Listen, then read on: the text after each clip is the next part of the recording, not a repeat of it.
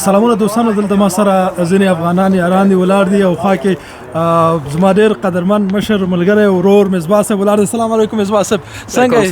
جوړ یې؟ په خیر یې؟ تاسو ته ډېر وخت ګورم، ډېره مننه، ماشاءالله تر تازه یې. بس د تاسو لطف ته، د دوستانو لطف ته، حوصله نظر مو ډېره مننه. مصباح صاحب، په افغانستان کې خو ستا فعالیتونه ما څارل، ماشاءالله ډېر زیات فعال یې په رسنیو کې. اوس هم ګورم وخت ناوخت په رسنیو کې فعالیتونه کوي. اوس دلته امریکې ته راغلی، دلته مو ژوند او کاروبار څنګه دی؟ ډېره مهرباني، ډېره مننه. ښه وطن نه لرې یم، خو فضل د خدای ده. امریکې ته چې زه راغلی یم کار کوم، لکه څنګه چې په رسنیو کې د خلکو غږ وم، البته په حقوقي ډګر کې دلته هم یم. د وضعیت د افغانستان لپاره کار کوم. د دې ترڅنګ په یو خیریه نهاد کې د افغانانو لپاره او د نورو مسلمانانو لپاره مصروفه یم. په وروستیو کې مو په واشنګټن کې یو کنفرانس د افغانستان لپاره دایر که، په هغې کې ډېر سیاسون راغلل، ډېرې خبرې مو وکړې، د وضعیت په هکله مو غږ اوچت که، او دې ته ورته په شیکاګو په سطحه باندې هم کومه کمیونټي چې د جوړېدو په درشل کې ده، په دې کې ورسره مرسته کوم. یعنې دلته تاسو یو کمیونټي جوړوئ، ټولنه جوړوئ؟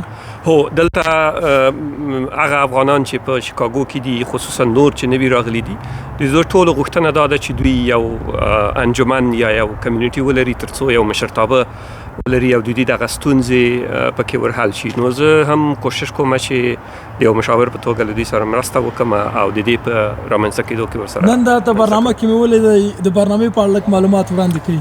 برنامه خو ډېره خوندوره برنامه وله. د نوروز یا د نوي کال د تجلیل لپاره په شیکاګو کې دغه میشت افغانان چې ول ټول راټول شوي ول او د دې پروګرام لپاره زه هم راولل شوی وم.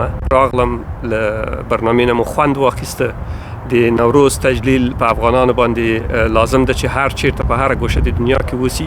دا د مونږ یو د هغو پسندیده و عرفونو یا عنعنو له جملې نه ده چې له پخوا نه پاتې مونږ ته په میراث، او دا په مونږ باندې لازمه ده چې نورو ته یې ورسوو، ځکه دلته مونږ له خپل وطن نه لرې یو، خو فرهنګ هغه څه ده چې باید له ځان سره یې ولرو. همداسې کار مبارک. ډېره مننه، تاسو ته مبارک او هغه څوک چې دا خپرونه ویني هغو ته هم د نوي کال مبارکي وایم، په دې هیله چې ښه له خوښیو ډک کال ولري. خوشحاله اوسېدی. خلک دا وایي چې افغانانو کې اتحاد نشته، نو بیا ځینې وایي په افغانستان کې موږ اتحاد نه لرو، د باندې ښه اتحاد لرو. دا تاسو څنګه ارزوئ؟ دا تر یو حده ممکن په ځینو مواردو کې رښتیا اوسي، خو کله چې ساحه د عمل ته راځو، لکه نن شپې برنامې کې چې موږ ولیدل، دلته د مختلفو اقوامو نه ول ډېر خوشحاله ول او وضعیت بیخي سم و.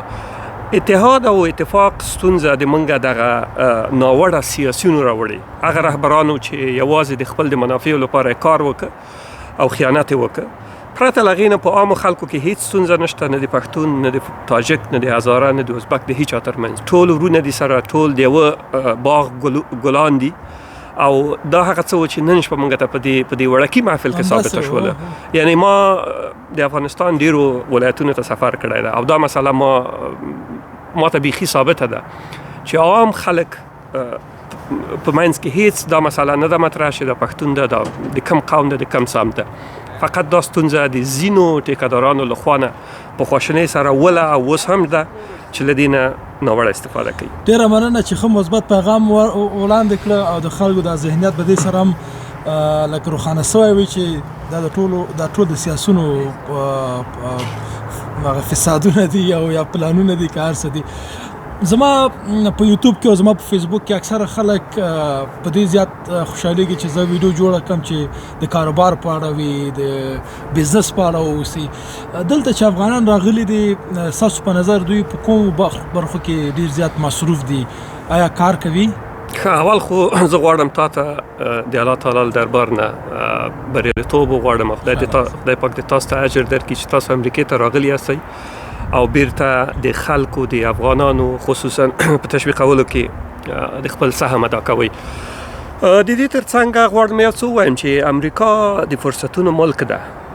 په امریکا کې اساسات شتون لري، دلته عدالت، حکومتداري، امنیت، تجارت او د ټولې خبرې په اساسي مواردو کې شتون لري.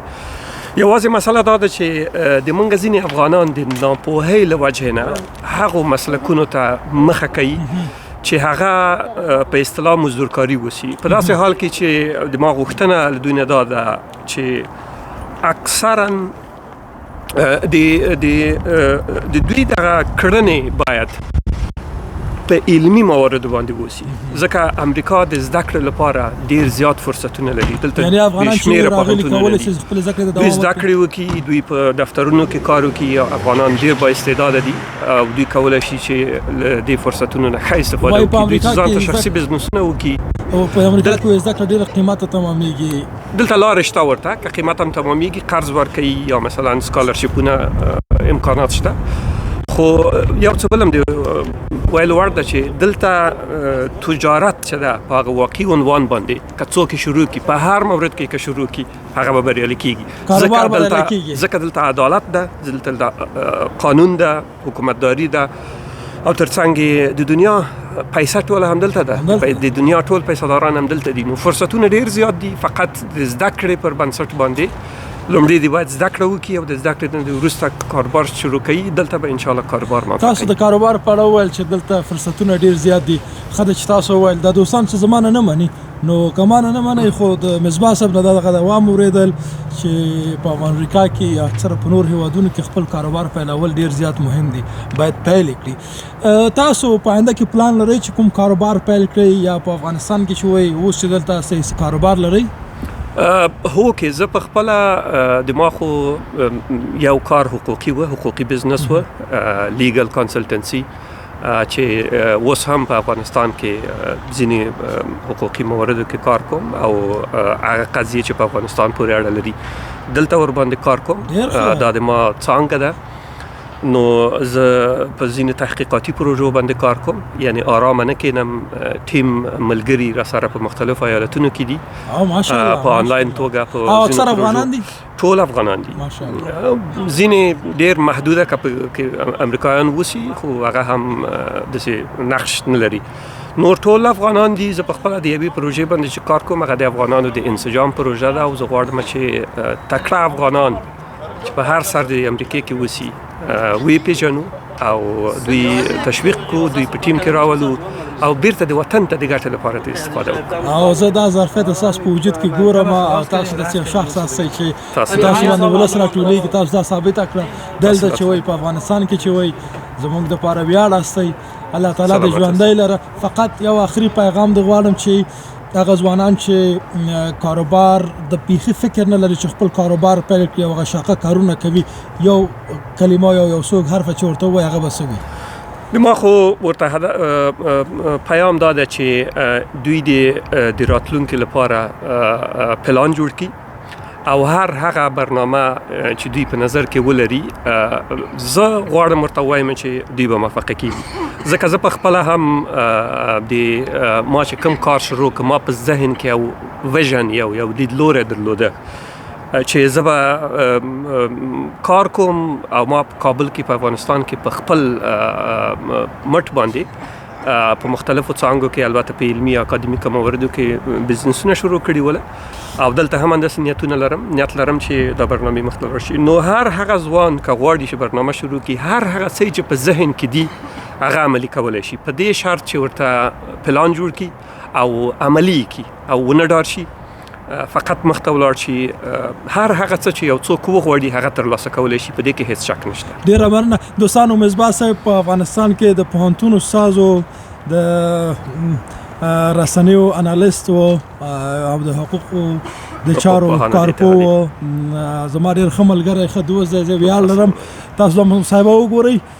نور تاسو په خدای سپارم. ډیره مننه قدرمن مصباح صاحب. خوشاله ده کور ودان ډیر خوشاله شم سره صاحب. ځوانانو ته خدمت کوي، افغانانو ته خدمت کوي. ډیره مننه. ډیر خوشاله شم تاسو لیدل.